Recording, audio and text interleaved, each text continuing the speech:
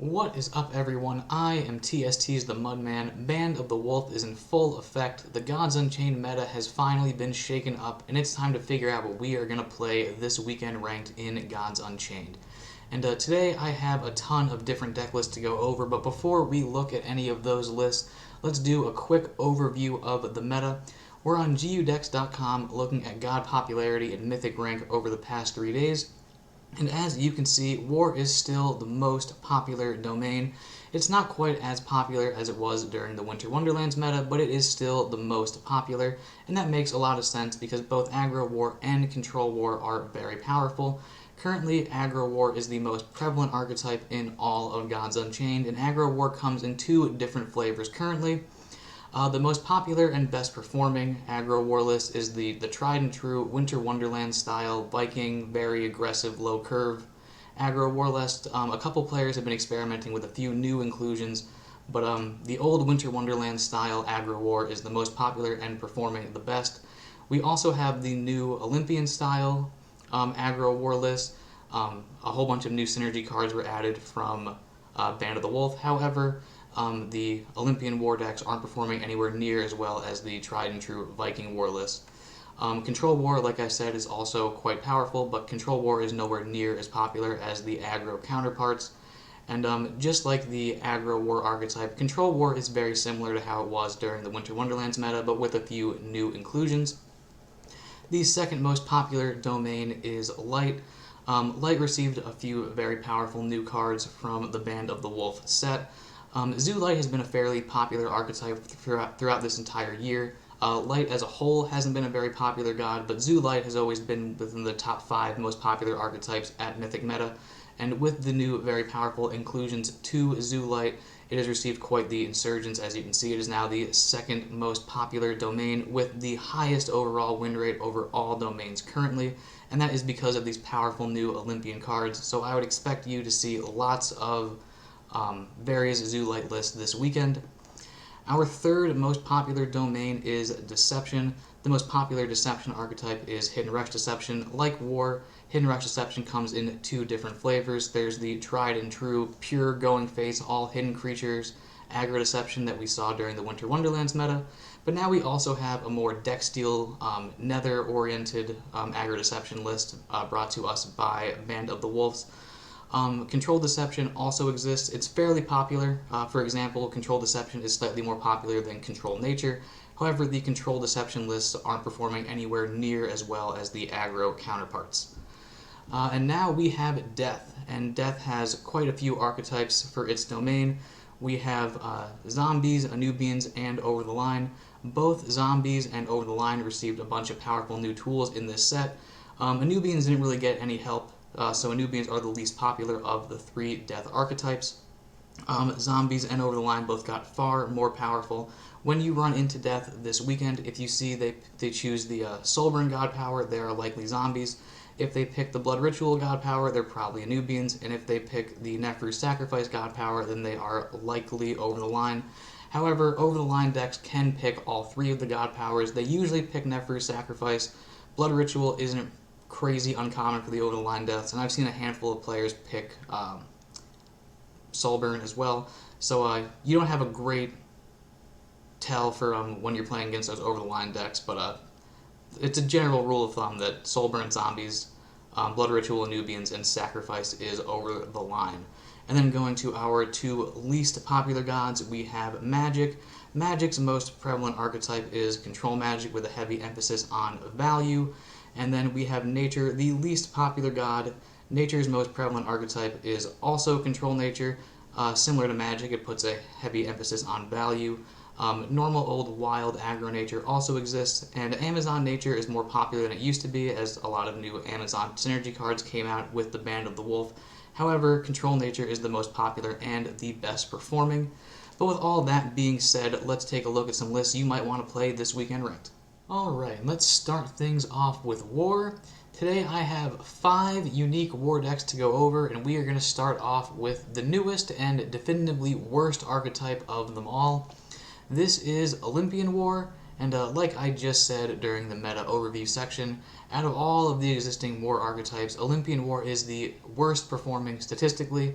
However, it is the newest and a very fun deck to play, so you might want to try this out when you're finished with your 18 games or during the week, or maybe you do want to play Olympian War for your 18 games. You don't have to listen to me, I'm not your dad, there's no rule against playing Olympian War, but it would be remiss if we didn't at least go over the archetype. So this Olympian War list was made by, I think, Yawgmoth. I'm pretty sure this is Yawgmoth. Currently he's going by 3 question marks, and this is actually sort of like a hybridization Olympian War list. The more like standard, like full Olympian list is 100% consistent of Olympian cards, so you can like fully synergize with your like wolf recruits and your like village vendors and such. Yawgmoth, however, didn't want to put in some of those subpar Olympian cards. He instead wanted to put in really good cards like Woodcutter Imp, so he's foregone some of the Olympian synergy cards to just have a good, consistent, low-curve aggro deck. But before we talk about anything, let's go over the ally mechanic, which is a new mechanic with Band of the Wolves, and it's very important with these Olympian archetypes for both War and Light. We'll use a Village Vendor as an example. This is an ally creature. If you don't know, I'll go over ally quickly. It sounds kind of complicated when you go over it, but when you play with ally in-game, it's incredibly intuitive. So you'll notice that every creature with the ally keyword has a tribe. Village Vendor, for example, is an Olympian. When you play another Olympian, like an Athenian archer, you'll activate the ally ability. You can activate ally as many times as you want during your turn. However, the effect will only proc during your main phase or during the beginning of your turn. So if you were playing a death deck, for example, and you end your turn with Cursed Obelisk and Necromancer equipped, you'll generate multiple zombies, which are of course nethers, but because it's your end step, it won't proc any of the ally effects. So you can only use ally during your turn, and it works at the beginning of the turn and at any other point until you hit the end turn button. And we have lots of various Olympians in the deck to proc the various ally cards. The most important ally card is probably Blood Oath Binder, or Bob for short. This is a neutral 1-mana 1/3 Olympian with ally, get +1 strength, and add 2 injured soldiers to your void. Adding injured soldiers to your void usually doesn't matter. There are a couple of light-centric cards that synergize with Olympians being in your void, but they pretty much don't matter. However, this creature does get +1 strength permanently whenever you play an Olympian, and this is a 1-mana creature, so if you play this on turn 1 and it goes unanswered, it can snowball out of control very, very quickly. Our other ally creature is the aforementioned Village Vendor, which is a 2-mana 2/2, which is abysmal stats for a tempo-oriented deck, which is probably why Yawgmoth only has 1 in this list. But it is a 2-mana 2/2 with ally, give +1/+1 to each Olympian in your hand. So this is a card that, if you can play a handful of Olympians on the same turn you play it, or just pair it with a Parthian Guardian, it can buff all of your existing Olympians, at least +1. You usually get like +2/+2 in buffs to your entire hand when you get your Village Idiot online. It can be very powerful and very snowbally. That being said, it's almost impossible to play Village Vendor on curve and have it live. Once again, which is why there's probably only 1 copy in this list. There are more Olympian synergy cards in the deck besides just the ally mechanics. There is the new creature in Ashen Child. This is a very powerful new war creature. It's a 1-mana 2/1 with Afterlife. Give this creature strength and health to a random Olympian in your hand. So even when your opponent destroys this creature, you get to keep the stats. And if you can buff something powerful like a Wolf Cult Vanguard or a White Fur Guard, that stat increase is very, very powerful, especially with something with Blitz like a White Fur Guard or a Rios. And we might as well talk about Rios, as this is the most powerful Olympian card in the set. This is a 5-mana 4/6 with Blitz. After this creature destroys another creature, give that creature's strength and health to a random Olympian in your hand. So obviously, when you play this creature and blitz into something else, you'll be buffing creature in your hand, but if your opponent uses creatures to destroy Rios, every time one of their creatures is destroyed trading, you'll also buff an Olympian in your hand. So this creature can get out of hand really quickly. It has great immediate impact the turn you play it, and it's going to make something extremely problematic. Like even if you trade into something like a Black Jaguar, like a basic 3/3, if you buff a White Fur Guard +3/+3 or a Wolf Cult Vanguard +3/+3, it gets out of hand very, very quickly. We also, of course, have Martyr of White Plains, which is a card that's seen tons of play, but now its Olympian tribe finally matters, and with all of this potential stat buffing, you can get even more value out of your Martyr of White Plains than usual. Oh, and there's one more extremely important synergy card, and that is Tartessian Minotaur. This is the card that sort of pulls the whole deck together. I'm pretty sure it's a Divine Order card. It hasn't seen any play because there hasn't been a point in playing Olympians until now. But it is a 4-mana 3/4. With Roar, give +2 strength to each friendly Olympian, and if you're frenzied, also give them overkill. This is an incredibly powerful effect. Since we're trying to fill the board early to utilize your ally effects with Blood Oath Binder as well as Village Vendor, you tend to have a very wide board that you can capitalize on. Giving everything +2 strength is a huge increase in attack. If you have a handful of 1 attack creatures on the board, which is fairly likely, let's say you have your 2 Parthian Guardians and Athenian Archer on the board, you were threatening 3 damage, and now you play this, and all of a sudden you're threatening 9 damage. It's a huge power increase, and then the Frenzy ability, giving things overkill, can also be extremely clutch. When you are in situations when you need to trade, having a creature with overkill can be absolutely critical, especially when you're playing against an archetype like Hidden Rush Deception, when their creatures are generally hard to interact with. So this is probably the strongest individual card in the archetype. But like I was saying before, all of the other war archetypes have been performing better statistically than Olympian War. But the deck is fun, but with all that being said, let's check out some more decks you might actually want to play this weekend. Alright, now let's take a look at some more standard aggro war list. This list is really easy to wrap your head around. It's essentially the same old Winter Wonderland's aggro war list that we're used to seeing, but with one new modification. This list has a copy of Aggro, the Undaunted Duelist. This is a new Band of the Wolf's legendary. A 4-mana 5/2 with Protected and Roar, destroy your opponent's relic, and ability deal this creature's strength as damage. It's a very powerful new 4-mana creature. You can slot it in pretty much any deck. It's without a doubt the strongest relic removal in the game, as it simply destroys your opponent's relic. It doesn't care how much durability it has. It also has a very powerful effect. It deals its damage or its strength as damage to whatever source you want, which means you can trade into opposing creatures without losing the protected bubble. If you do end up buffing your Aggro with something like another round, you get to continuously get to use the attack buff. Usually ability creatures don't get to utilize attack buffs, but Aggro obviously can. It's very powerful. It utilizes its protected keyword extremely well. It's fairly difficult to remove. Its stat line means that domains like Death can deal with it quite easily. This creature does get destroyed by Blight Bombs, but against archetypes like Zoo Light and other creature-oriented war decks, this card can be very difficult to deal with, and it's capable of doing lots of damage to your opponent's face or just controlling your opponent's board state. It's all in all just an incredibly powerful card. And besides that, we're just doing normal aggro war stuff. We have an extremely low curve, so you can spill out your hand and make sure your hand is empty by the time you play your Valkyr's Slaymaster, so that you can clear your opponent's board and go face for a lot.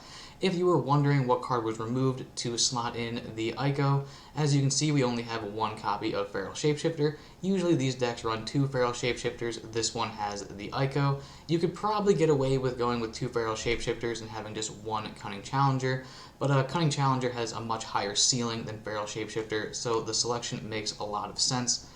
Now let's take a look at a slightly more, a more modified version of the old school aggro war list. As you can see, this list has a few more new cards. There's no Aggro, but we have 2 copies of Blighted Scion. Blighted Scion is a very powerful new card that you can put into pretty much any aggro or tempo-oriented deck, especially if you're a budget player. Blighted Scion is a 2-mana 3/2 with Afterlife Summon, a 1/1 Amazon Recruit. He himself is also an Amazon, but his Amazon tribe doesn't matter at all in this archetype. However, just on paper, this is a very, very powerful 2-mana creature. If you include the 1-mana 1/1 it creates from its Afterlife, its stats equal 4/3 for just 2 mana, so it's just a very powerful card that you can put in pretty much any tempo deck. And 3 question marks here has put it into his aggro war deck, and it's been performing very well. We also have 2 copies of Shalefire Hatchling, another new card from the Band of the Wolf set, and this is a very powerful creature, especially when going first. This is a 2-mana 2/3, so a very decent stat total on its own. And after a card is played, this creature gets +1 strength until the end of your turn. and it's not just your cards, it's your opponent's cards as well. So if you pip this out on turn 1 and then your opponent plays 2 1-mana creatures, it goes back to your turn and it's already a 4-attack creature. You can then play more cards to increase its attack even more. It's a very snowbally creature. It demands an answer. If you play it on turn 1, your opponent needs 2 Vanguard Axelmans to deal with it, so it's a relatively hard turn move going first. It's a very snowbally card. It really capitalizes on an aggro deck going first. Another strange inclusion for this deck, this is not a new card, but it's definitely new for the Aggro War archetype. We're running 2 copies of Incoming Raid as opposed to Another Round. Another Round is the much more common buff card to use. This card is much more versatile. Personally, I'm not sold on Incoming Raid over Another Round. It's a 4-mana spell. You target 2 creatures. Friendly creatures get +1/+1. Friendly creatures get +2/+1, and enemy creatures take 2 damage. So you'll be buffing, your board +4/+2. So the same total stat buff as Another Round, but it's more flexible in the sense that you can buff 2 creatures, and it's more flexible in the sense that in a pinch you can use it as a very, very bad removal spell, but you can of course use it as a removal spell, whereas Another Round is solely offensive. And this deck has been working quite well. This player has played 28 games with a nearly 70% win rate, but the more important stat is the world at large has played 107 games with a 64.5% win rate. So this deck definitely wins a lot more often than it loses. And then arguably the most important thing is the price. This deck is extremely budget friendly, coming in at just $23 USD. So if you're a fan of Aggro War, but you want to spice it up a little bit with some new cards, and a list like this could be perfect for you. Alright, and now to round out our War segment, let's go over a couple of different Control War lists. Just like the 2 Aggro War lists we just looked at, these lists are very similar to the Winter Wonderlands meta Control War list, but with a few updates. This list made by Andre is performing very well. He's played 37 games with a 78% win rate, and 145 games been played with a 65.5% win rate, proving that this deck is very, very powerful. There are a few differences from this deck to the Winter Wonderlands counterpart. The first thing we should go over is probably Firewall. Between this video and our last video, a couple of Aetherbots cards have been nerfed and buffed. Magic Missile Launcher, a Control War staple, has been nerfed. However, Firewall has been buffed and has generally just taken over the slot of Magic Missile Launcher. Obviously, Firewall is not a relic, but it is a hyper-defensive card, so it fills the niche quite well. But now, as far as new cards are concerned, this Control War list runs 1 copy of Ico, as well as 1 copy of Hortuck. Ico is very easy to wrap your head around. It's just a very strong card. It's excellent relic removal. Control decks tend to like having relic removal, so they don't have to deal with the potentially infinite value that some relics can generate. And then we have Hortuck, which has taken the slot of Avatar of War. The latter is predominantly aggro-oriented, so an 8-mana card like Avatar of War probably isn't going to affect the game at all. It's just going to function as a dead card for the majority of the game. But Hortuck is a 7-mana card. You will potentially get to 7 mana if you've done your controlling well. And like Avatar of War, Hortuck does also heal you. It can also be an offensive threat on its own if your opponent doesn't have a board. So it's, as you can see from the win rate, it's a combination that has worked quite well for Andre. But we have one more Control War list to look at. This one was made by Wes. Wes performed very well with this list last weekend ranked event. Just like the last Control War list we looked at, it's very reminiscent to the Winter Wonderlands Control War meta. Wes has played 35 games with a 77% win rate, so very similar to Andre's deck, and 125 games been played with a 64.8% win rate. This deck doesn't run Hortuck or Ico. The new card this deck runs is Rios. We talked about Rios when we were talking about Olympian War. It's a very powerful standalone card. Even if you don't have any Olympians in your hand, it's still strong and defensive. It's a good creature that's going to take a value trade and exist again for another turn to take another value trade. But there are a handful of Olympians in this deck to capitalize off of Rios' ability. We have 2 copies of Wolfcult Vanguard, which loves getting that big Rios buff. We have 2 copies of White Guard, another creature that's excellent to buff. and we have a single copy of Martyr of White Plains. Martyr of White Plains is the type of card that, despite being a 3-mana card, tends to sit in your hand a lot, so you can combo with something strong like Ethereal or a Demo, or maybe even a Rios. But the fact of the matter is, you're probably going to be holding a Blind Martyr in your hand, so it'll be a great candidate for your Rios to hit. The White Fur Guard, despite being a 4-mana card, is generally a 5-mana card, so you'll probably be in situations where you can choose between playing a White Fur Guard and a Rios, so you can just simply play your Rios first and guarantee your White Fur Guard the next turn is significantly stronger than it normally would be. But generally, this deck plays very similarly to how it did in the Winter Wonderlands meta, but we do have this cool new card. So if you're a fan of Control War but you want to spice it up a little bit, you can go with the Rios package like Wes here, or you can go with the new neutral legendary package like Andre. But either way, this archetype is very strong and should do well at this weekend ranked event. Alright, now let's move on to Olympian Light. This list was made by No Pain Boy, and this is a very interesting Olympian Light list. When I first saw it, I wasn't a huge fan of it, mostly because of the sheer amount of 1-ofs. There are tons of 1-ofs when there could be 2-ofs, but one thing you cannot argue with is the deck's win rate. This player, No Pain Boy, has played 45 games with a 71% win rate, and the world at large has played nearly 150 games with a 68% win rate. This is way higher than average. That's an extremely good win rate for the world overall, so you've definitely got to take note of it. And despite the fact that this deck has a lot of 1-ofs, it has 2-ofs for most of the strongest cards. Just like the Olympian War deck, this utilizes the new ally mechanic. We have 2 copies of Blood Oath Binder, or Bob, just like in the War list. However, Blood Oath Binder is significantly stronger in Light than War. The main reason why Olympian Light is so strong and Olympian War is so lackluster is to play Olympian War you have to run a lot of mediocre cards.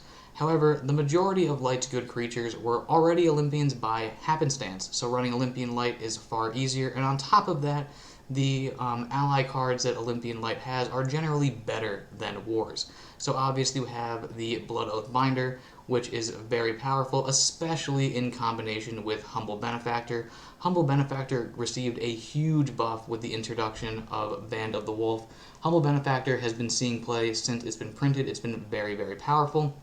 However, these new Olympian Light decks love 1-mana Olympians, and they love buffing health. Humble Benefactor represents 2 1-mana Olympians and 2 points of health buff for just 1 card, so it is incredibly powerful, and it synergizes very nicely with the star of the deck in Ranico Hearthmother. This is the other ally card for this archetype. It is a 2-mana 2/3, so right off the bat it has pretty good stats for a 2-mana creature, and its ally effect is set a creature's strength equal to its health. And anyone who's been playing Gods Unchained for any amount of time knows that Light is very, very good at buffing creature stats, in particular their health stat. So there are a handful of creatures that synergize with Ranico Hearthmother naturally. Empyrean Pacifist is probably the best candidate. Now, this deck only has 1 copy of Empyrean Pacifist for whatever reason. Personally, I would run 2, as this is a creature that could very easily have 5 or more health by the time you're playing your Ranico Hearthmother to make it very, very large.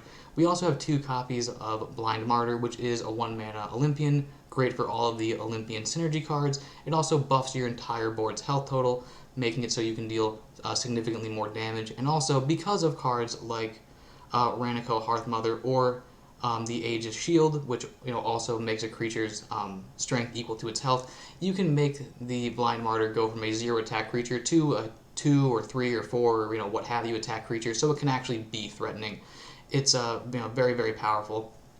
And besides the new Olympian support stuff, we're doing standard Zoo-like things. As you can see from the curve, we have a lot of 1-2 mana creatures. Many of these creatures have Echo, so you'll be filling up your board very easily while producing some single target, very strong creatures that your opponent will have to deal with. So as you're making your huge creatures with your Hearthmother, you'll also be putting a bunch of 2/2s and 1/1s on the board that you can subsequently buff with your Radiant Dons, or with your Chaining of the Gods, or just with cards like Fella Janissary or Militant Theist. We sort of brush over the Aegis of the Innocents. This is another new card from Band of the Wolves. It's a 5-mana relic. It has 4 health, or 4 durability rather, After a friendly character takes damage, heal it for 1 and roar, give +3 health to a friendly Olympian, and then set its strength equal to its health. So it's, it can function as a buff card, obviously. It buffs a creature +3 and then makes the strength equal to the health, so it's going to buff something at least +3/+3, maybe more. It can potentially be very powerful. And the healing effect is relevant in some matchups. If you happen to play against Dralamar and you have your Aegis equipped, then the game ends in a stalemate. The Dralamar damage never hurts you, but their turn also never ends, so it's this weird stalemate situation. Protected Benediction, another strong buff card. It can increase the health of your total board. It can also give everything armor, protected, frontline, whatever you need. But there's new reasons to buff creatures' health, so Protected Benediction, very, very strong. We have General Grievous, who is, a creature that gets buffed for every card that you play. It also is an Olympian itself. And then his beloved boy that he generates is a 1-mana Olympian that synergizes with all of your other cards, including all of your many ally cards. Let's go over a quick little mulligan tip trick, I guess. One of the strongest mulligans in the game currently is Blood Oath Binder alongside Humble Benefactor on turn 1. If you're going first, you can drop your Blood Oath Binder, immediately buff it with a Humble Benefactor, and then your Blood Oath Binder is a 2/4 on turn 1, which is going to grow every single turn. That creature can be dealt with a Star Shard Bolt or Death's Curse of Greed card. Technically, a Canopy Barrage can also deal with it, but from Canopy Barrage's perspective, it's always a 50-50 because of the Humble Benefactor. But the fact of the matter is, having a 2/4 on the board on turn 1 is very difficult to deal with. It requires 2 Axewomen, and the Axewomen do not trade favorably, so your opponent would have to waste their pips, spend 2 of their cards to get rid of just your 1 Blood Oath Binder. And if the Blood Oath Binder survives, which it probably will because it's a 2/4 on turn 1, it'll grow, it'll automatically grow because you have at least the other half of the Benefactor in hand, and it can snowball out of control very, very quickly. And then, of course, you have your Hearth Mother to make all of your creatures really big. This archetype has been performing very, very well throughout this entire week. Its popularity has been growing since the introduction of Band of the Wolf. So I wouldn't be surprised if this style of Zoo Light, or Olympian Light rather, could possibly overtake Aggro War as the weekend rank goes on, at least in terms of popularity. And then one other thing to note about this deck, if you haven't noticed, it is also quite budget friendly at only $76 USD. And these light lists have been performing very well. So if you're a fan of creature-oriented decks and you want to make huge high health creatures into huge big threat creatures, then a list like this could be a great choice for you. Alright, now let's take a look at this new Aggro Deception list made by J-Rock. I've been referring to this archetype as Hidden Steel Deception. It functions a lot like Hidden Rush Deception, but it utilizes some of the new Nether payoff cards introduced by Band of the Wolf. So before we go over anything, let's talk about those new payoff cards first. The first card we have is Shrike Moonlighter. This is a 3-mana 3/3 with Hidden. It's a Nether, and it has the ally ability, pull the top card of your opponent's deck to your hand. It's a very strong card in general. 3-mana 3/3 with Hidden is something that Aggro Deception would run just naturally, and it also has the effect of stealing cards from your opponent's deck. It's great for interrupting combo, but it's mainly just good to refill your hand. Since you're an aggro deck with a very low curve, you tend to spill out all of your resources, and this can be a way for you to generate more resources and potentially deny very powerful cards from your opponent.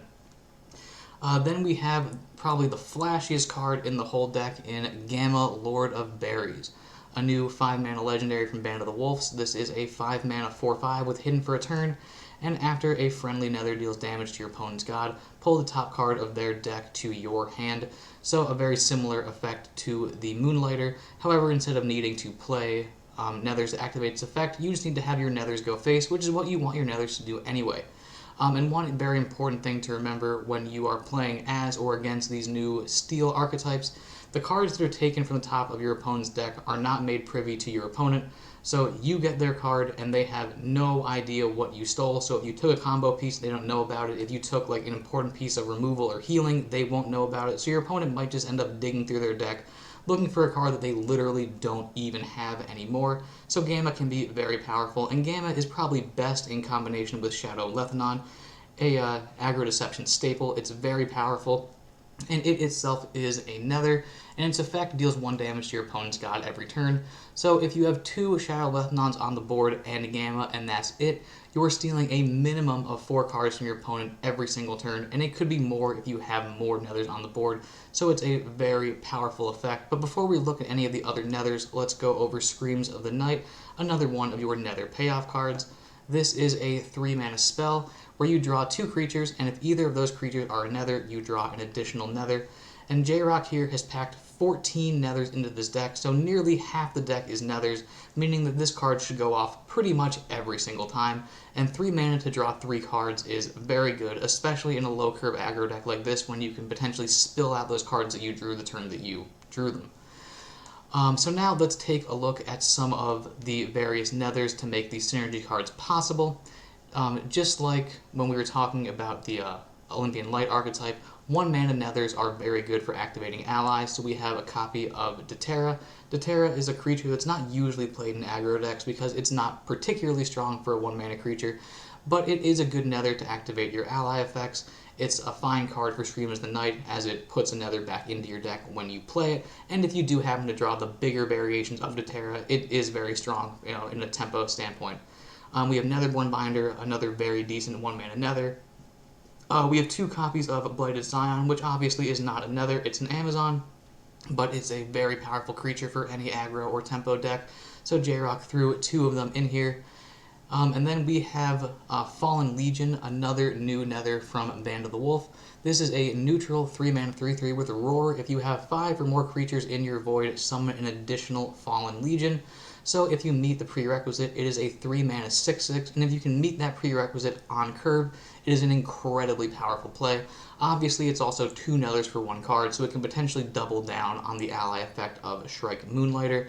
But you might be thinking that aggro deception decks historically don't trade and always hide their creatures, so their void tends to be relatively small. Well, J-Rock has remedied this situation by adding 2 copies of Mugging. This is a card, it's a Genesis card. It hasn't really seen any play since the introduction of Favor and the Sanctum. It's a 2-mana spell. You target an enemy creature, you summon 3 Rogue Skulkers, and then those Skulkers attack said creatures. So it's a decent removal spell. It's, obviously very weak from a Favor perspective. You're just giving your opponent 3 Favor to destroy a moderately sized creature, but it is putting 3 Rogue Skulkers into your deck to help facilitate your Fallen Legion. And then this deck does have just more 1-mana non-hidden creatures than your standard Hidden Rush Deception list, so the void should be filled up relatively quickly. Another good creature to help fill your void is the Contract Broker, a creature that is obviously not a nether. It's a guild creature, but it is 1 mana for 2 bodies. It's a very decent creature on its own. If you just play it going first, it's technically a 3/2 for 1 mana, which is quite fine. It can destroy opposing Shadow Lethnons, which is very good if you end up in that mirror match.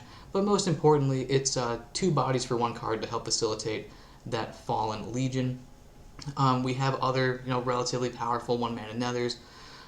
We have the 1-mana Sleep Nether, which is not the biggest card for tempo, but it can potentially put an opposing creature to sleep so that your more important creatures can attack safely without having to be hidden. It's also just like a decent 1-mana nether to activate ally abilities or to be sent to the void to help out the Fallen Legion. We have 2 copies of Fellow Assassin. This card is very easy to wrap your head around. It's a 1-mana 3/1 with hidden. It's a nether. It goes face for 3. Does pretty much what you're looking for. Then besides that, we have our normal Hidden Rush Deception stuff. We have our Dark Knives to buff up a creature to go face. We have Stoneskin Poison to turn off any important creature. Stoneskin Poison is way too good to not play in any Deception deck. The same thing is true with Armor Lurker. It might not be a nether, but it's arguably the best 2-mana card. It's definitely up there. It's incredibly powerful. And this archetype, I think, is incredibly interesting. It might be my favorite deck out of all the decks that we have gone over, and its win rate is quite good.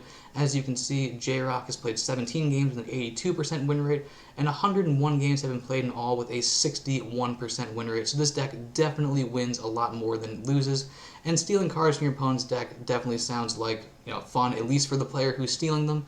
So if you're a fan of Hidden Rush Deception, but you want to try this cool new nether variant, a deck like this could be great for you.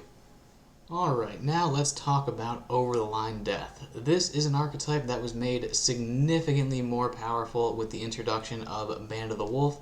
In fact, a lot of players are calling this the new most powerful archetype. Villabesti referred to this deck as essentially Miracle Rogue from Hearthstone, and I think that is a very apt comparison.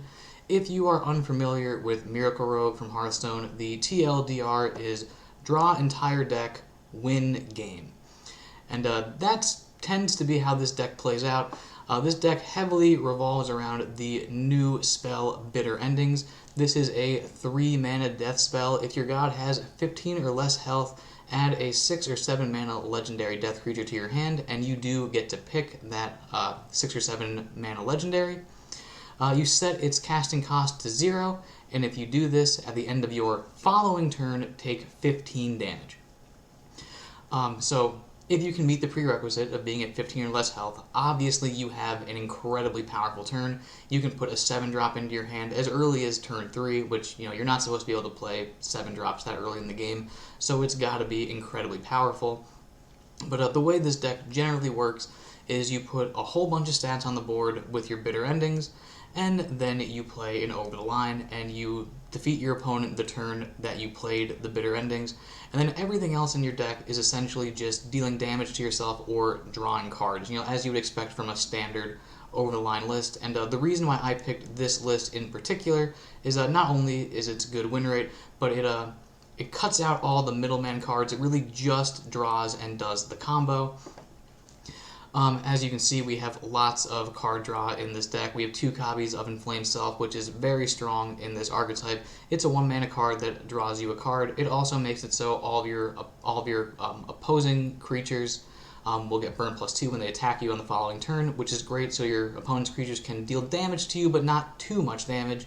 We obviously have Fleshbind, which sustains your health total and draws you a card. It pairs nicely with Rockdrake Egg. We have 2 copies of Untold Greed for more card draw. We have Sulfuric Rain, which handles your opponent's side of the board and generates you more cards. We have 2 copies of Burrowing Scarab for more card draw, 2 copies of V-Rock for more card draw, 2 copies of Wind-Up Roller for more card draw, and of course we have Canopic Hoarder, which allows you to reuse all of your already played Afterlife cards, which is probably going to either draw you and your opponent lots of cards and or put your opponent's cards to sleep or make you a big dragon that you can potentially throw at your opponent's face. Siren of the Graves is another extremely important card for this archetype. As you would expect, Siren of the Graves is usually very relevant for the death decks it's in, but for this deck in particular, since you're trying to draw through your deck as quickly as possible, Siren of the Graves is very important as you can play it to obliterate one of your less necessary cards from your hand so you can continue drawing. Obviously, its sleep effect is also very powerful so that you can continue to draw cards and take damage and make sure your opponent doesn't actually kill you. So it is a very, very powerful. And once you've drawn through your deck to get your combo, which is essentially just Bitter Endings and 1 or 2 Over the Lines, you can win the game. Some aspects of this deck that separate it from the Over the Line decks of the past is this deck is just significantly more versatile than it used to. Because we're using Bitter Endings, and most of the time when you're playing Bitter Endings, you're getting Anatep or Avatar of Death. Usually it's Anatep and Avatar of Death. Sometimes you're in scenarios where you get Harvesters or Neferus, but usually it's either 1 Anatep, 1 Avatar, or 2 Anateps. But the fact of the matter is you can win the game in so many different ways. And since you're setting these important cards casting cost to 0 with Bitter Endings, it means you can use your Necronomics more liberally. You no longer need your Necronomics to guarantee your over-the-line play because your Anatep is going to make your over-the-line cost 0 anyway. So you can use your Necronomics to either deal damage to yourself so you can hit that 15 or less health threshold. You can use it to have big miracle turns so you can spend that 5 extra mana simply just drawing more cards. And then, if you end up picking cards like Avatar of Death, every damage that your god takes is just more power for said avatar, so you can just drop your avatars, play Necronomics, and then buff them up to deal lots and lots of damage. But since you no longer need the Necronomics in order to facilitate the combo, it makes it way easier for you to draw cards, or, draw lots of cards and put your opponent to sleep with something like a Canopic Hoarder. It's just significantly more flexible. And then the flexibility of Bitter Endings is also really key in this deck. The most common, or the simplest OTK strategy is you have between 15 and 13 health. You play 2 Bitter Endings, you get 2 Anateps. You play 2 Anateps and you get 2 0 copy Over the Lines. Anatep is an 8/8, so 8 times 2 is 16. those 16 points of damage get to go face twice for 32 damage, and that's an OTK. But it's not that stringent where you have to use those cards. You could go with one Avatar and one Anatep, playing just one over the line, but when you play the over the line, it'll deal 6 damage to your god because of Anatep's effect, subsequently buffing your Avatar. Maybe you use one of those aforementioned Necronomics, or even something like a Ragnarok to buff your Avatar even further, and then you can win the game with just one over the line. There are even scenarios where you pick no Anateps, and you simply just pick 2 Avatars, play them for free, drop 2 Necronomics, and then go face with your single over the line, dealing more than 30 damage. So because you can win in so many different ways, and because you can be so flexible with your Necronomics, it really makes this archetype significantly stronger than it used to be. Like that being said, the over the line archetypes have been notoriously difficult to pilot. The most important thing to remember is you want to draw cards very, very quickly, and to harp more on the flexibility of Necronomics, because you no longer need to use the Necronomics as a part of your combo. If you are in a position where you have some of your combo pieces and your opponent's going to beat you, you can just go for a miracle turn and use your Necronomics to draw the rest of your deck, assuming you get the remaining pieces, and then you can just turn the whole game around and win the game. So all in all, this is an extremely powerful deck. It's notoriously difficult to pilot. This list here, the pilot has played 29 games with nearly an 80% win rate. 66 games have been played with a 57% win rate overall, so it's definitely a good deck if you know what you're doing, and I think it should perform very well this weekend ranked event. Alright, now we have Control Magic. This list was made by Nazca. He performed very well with it during this past weekend ranked event. And this list functions very similarly to the value-oriented Control Magic list that we've featured in the last video on this channel, except for it has received a few very powerful new additions. So let's go over a quick breakdown of the strategy. Like any Control Magic list, we are trying to keep the early board state clear. We have Star Shard Bolts, Tracking Bolts, Lightning Talismans to do that in the early game. We have Shape Blast for AoE, Unbound Flames, more great AoE. Blade of White Plains removes creatures, draws cards, it's very good. Safeguard Incantation can potentially save you a lot of health. And then we move to the more value-oriented aspect of this deck. We have a copy of Jason to put more legendaries in your deck. We have a copy of Martyr of White Plains to get more copies of key cards. We have Ico in this deck, not necessarily a value card, it's just a generally very strong card. Great for destroying those key relics like a Necroceptor relic, so your opponent can't be doing infinite value stuff against you, because it's hard to be a control deck when your opponent has infinite value. We have Divine Coronet, a huge value bomb. We'll come back to Coronet in a minute. Then we have we have Surus, representing some potential healing for you. Magic is a domain that notoriously has very few healing options for its control archetypes. We have Demo for more healing to beat out any potential aggro decks, provided you get to 7 mana. We have a single copy of Oni, which is like a budget version of Demo, another great 7 mana control card. Can potentially heal you for a lot and clear your opponent's board.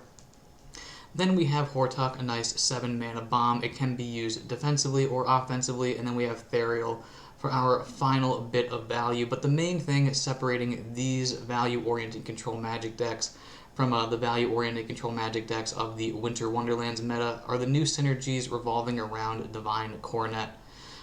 This deck has a single copy of Arcane Fabrication, which is a 2-mana spell that adds 2 1-mana 1/1 base copies of a friendly structure to your hand.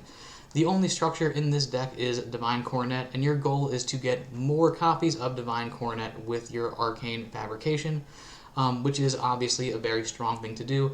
These control-oriented Magic decks have been getting bonus copies of Divine Coronet. In the past, they had to pair it with Portal Wrangler, which either required luck and meant you played your Divine Coronet and then your opponent played nothing and allowed you to Portal Wrangler after, or you'd have to wait until deep into the late game and pair your Coronet with your Portal Wrangler on turn 9. But with the addition of Arcane Fabrication, now you have 3 copies of Coronet just naturally occurring, and the new copies will be 1 mana, which makes them very, very easy to pair with your Portal Wrangler, so you can get just tons and tons of Coronets, and with these 1 mana Coronets that you'll be adding to your deck, for 6 mana you can play the Coronet, it shoots back into your deck, Then you play your Portal Wrangler. The Portal Wrangler will get a copy of the already health buffed Coronet, and then you can play that newly generated Coronet on that same turn for just 6 mana, and you get a Portal Wrangler and a 9-drop of your choosing, so it can be very, very powerful. We also have Poetic Knowledge, a staple in any Magic deck. You can use it to get more copies of AoE, or if you somehow need even more value, you can use it to get more copies of Arcane Fabrication, so you can get even more Coronets. All in all, this is a fairly powerful archetype right now. Control-oriented Magic has been quite powerful for the past couple of months. They got way more value in the form of Arcane Fabrication. As you can see, Nazca here has played 20 games with an 85% win rate. 55 games have been played altogether with this list with a 65.5% win rate. So the deck is definitely good and should perform well for this weekend ranked event. But one last thing to go over, as you can see, 2 different God Powers have been selected by Nazca here. If you're playing against aggro-oriented decks, you can go with Mage Bolt. If you're playing against slower decks, you can go with Clear Mind. Clear Mind is obviously very, very powerful, since you'll be putting lots of Coronets into your deck, and the Clear Mind will help draw you those Coronets, so you can cheat out those 9-mana creatures even faster. But all in all, this seems like a very strong deck, so if you like controlling the board and then getting lots of random 9-drops, this could be a great choice for you. Alright, and now we are on to our final domain in nature. I've got 2 different nature builds to show you today. We're going to start things off with Control Nature. This list was made by Orion Doberman, and like the rest of the control list that we've talked about today, this is very similar to the Control Nature archetypes we've become accustomed to in the Winter Wonderlands meta, but with a few new additions. Let's go over the new cards first. The first card we should go over is Poison Dart. Definitely not the flashiest card from Band of the Wolves, but definitely a very powerful new addition to Control Nature. This is a 4-mana spell. With Deadly, it deals 1 damage to a creature. So this is 4 mana single target removal for any creature that doesn't have armor, ward, or protected. Not the most amazing card for any other domain, but Nature doesn't really have any good single target removal. This has no RNG related to it at all, so unlike something like Lightning Strike, you can truly choose where it goes.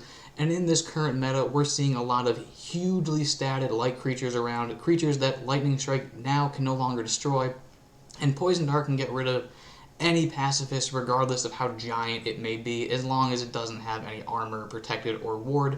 So it's very powerful in this current meta. The rest of the new additions to this deck fall in the neutral slot. We have 1 copy of Ico, the Undaunted Warrior, or the Undaunted Duelist, rather. For the same reason it's in all the other decks. The card is just standalone, very, very powerful.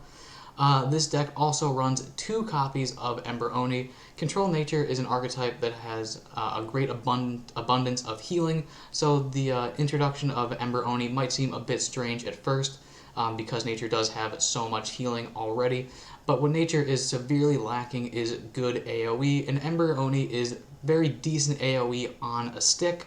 It's a very decent sized body. It has burn itself, so when you end your turn, it'll be a 5/5 with Leech, which is relatively threatening. It's also going to clear a good portion of your opponent's board, burn the remaining creatures, so they'll inevitably go away and heal you for a lot. A very strong 7-mana card for Nature to be playing. And one issue with Control Nature in the past is they have all these great sustain tools, but no great high mana cost creatures to capitalize on surviving for so long. So Oni is another just high impact creature that you can play once you finally get to 7 mana. Then we have Hortuck, which, all those same points can be made for Hortuck. It's just a strong 7-mana bomb that Control Nature can drop when they were severely lacking good 7-mana cards in general. Hortuck also synergizes very nicely with your 2 copies of Martyr of White Plains. You can play your Martyr, have it go into your Void, and then when you play Hortuck, you select the Frontline and Leech option, making it so your Hortuck has Frontline and Leech. The other 2 creatures will be protected and behind his Frontline body, so the majority of the time your opponent will destroy the Hortuck. It'll go back to your hand because of the Martyr. It'll now have Frontline and Leech naturally, so the next time you play Hortuck, you can pick the other option and you'll have a Hortuck with all the keywords, and it can be very powerful. One other important thing to note for this deck, it's not a new interaction necessarily, but it is very relevant in the meta, is we have Dearly Departed and Shines on Us All to sort of build your own Cutthroat on a stick. being able to steal important cards from your opponent and then make it so they never get it back is obviously very powerful, but Shine on Us All in general is extra good in the meta right now. There are a whole bunch of very oppressive light lists running around where they buff creatures up to gargantuan proportions, and Shines on Us All just completely sets them back to their base values. So if your opponent spends their first 5 turns just creating a huge pacifist or a huge pyramid warden, you can turn off all of their progress with a single card, essentially winning the game on the spot. So Shines on Us All stocks have significantly gone up with the introduction of Band of the Wolf. But besides those new inclusions, it's essentially the same as the control nature decks that we've become accustomed to. Ryan Doberman here has played 61 games, a 70% win rate, so very strong overall. 73 games have played, from the rest of the world with a 65.8% win rate. So the deck is fairly strong, and if you're a fan of control nature, a list like this could be great for you. But now let's take a look at a slightly less serious nature deck. This is Amazon Nature. This list was made by me. Similar to the Olympian War deck we discussed in the beginning of this video, Amazon Nature is not a particularly good nature archetype. The best nature archetype is certainly Control Nature. But this could be a fun deck that you can play either, when you finish your weekend ranked, or, during the weekend, or, you can play this during the weekend ranked. It's not against the rules, but it's certainly weaker than your average aggro deck floating around. It's definitely a lot of fun. I don't want to waste too much time talking about it, because realistically you shouldn't play it over the weekend, but there are some very, very powerful cards in this deck, mostly the new legendary Divya, which is a 5-mana 4/4.